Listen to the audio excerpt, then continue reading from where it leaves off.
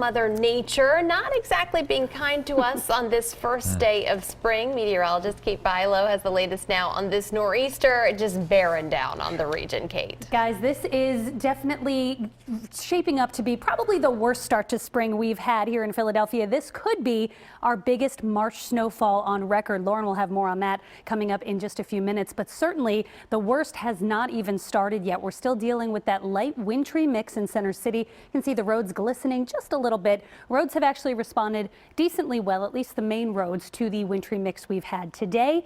Tomorrow will be a completely different story. Tomorrow is a day you do not want to travel unless you absolutely need to, and get out as early as you can, because through the course of the day, conditions just deteriorating by the hour. Take a look at Storm Scan 3. Again, very light precipitation right now, but as we widen out, you can see this storm is really starting to come together and show its true colors. Look at these storms, heavy rain over portions of North Carolina, the Outer Banks as well. This all comes together, and this storm is going to tuck right up against New Jersey. That track for a nor'easter is a classic track for heavy dumping snow for us, what we call a thump of snow, talking about 1 to 3 inches per hour, and that's when you get thunder snow as well. And keep in mind, if you hear thunder, there is lightning. So if you hear thunder and you're outside shoveling, get inside. It's just like a thunderstorm.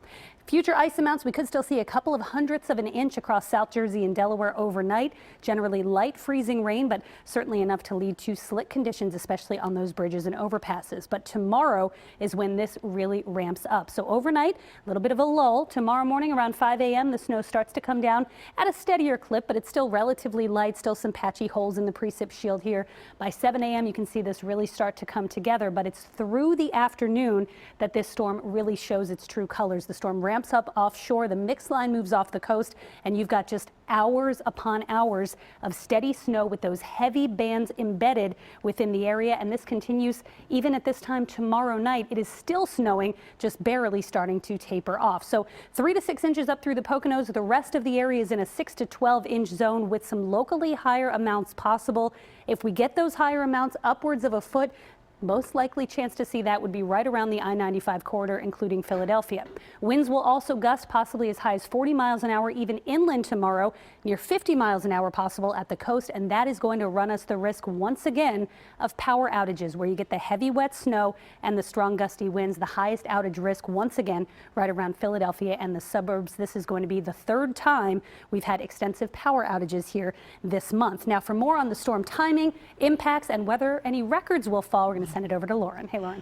Hey, Kate. Yeah, well, I guess if we have any good news to take out of this, at least we have now practice at this. Now our fourth nor'easter, and yes, storm timing, especially as Kate was mentioning, as we head throughout the day, conditions are just going to get worse and worse. So by the 4 o'clock hour into about 8, 9 tomorrow morning, see a wintry mix and snowfall, but that intensity will be increasing of this precipitation throughout this time frame. Then look at that block of time. 9 a.m. to 9 p.m. we are dealing with steady snow that is heavy at times, that possibility of embedded thunder snow. Then after 9 p.m. we will start to slowly taper off that snowfall from west to east across the area, but we could see snow showers lingering along the coast as late as 4, 5, 6 in the morning as we head into Thursday. So storm impacts going to be much different and much more impactful as we head into the day tomorrow. High snowfall threat. We do have that icing threat early in the morning, then a moderate wind threat with some of these wind gusts upwards of 40 miles per hour. But you combine the winds and the wet, heavy snowfall,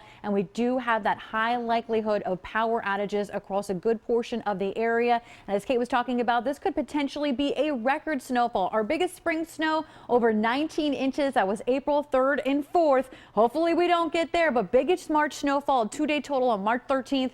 14th in 1993 was 12 inches. And Kay, I think that record could be in some big time jeopardy, especially as we start to look at some of these storm totals as we head into tomorrow night and tomorrow evening. But for what's in store, hopefully some better weather as we head into the rest of the weekend. I'll toss it back to Kate. Well, thank you so much, Lauren. Let's hope we don't have nor'easter at number 5, but we're not going to say that just yet. We don't want to jinx ourselves. And certainly I remember that blizzard of 93. Back in March of 93, 12 inches of snow. The question is, will tomorrow exceed that number? It's hard to get that much snow to accumulate in March, but this storm, if any storm can do it, this storm can do it. We've got a very dynamic system impacting us through the day tomorrow. We will quiet down through the end of the week, but it's still cold. It's spring. Sure doesn't look like it on this 7-day forecast. Mid-40s through the start of the weekend. Chance of a light wintry mix on Sunday. And by Monday, when we hit 50, we're going to be breaking out the flip-flops and T-shirts. 50 sounds pretty nice sounds right great. about now. It sure does. Thank you, Kate. Make sure you Appreciate it. tune in early tomorrow, so 4 a.m. You got Kate, it. you'll have your weather.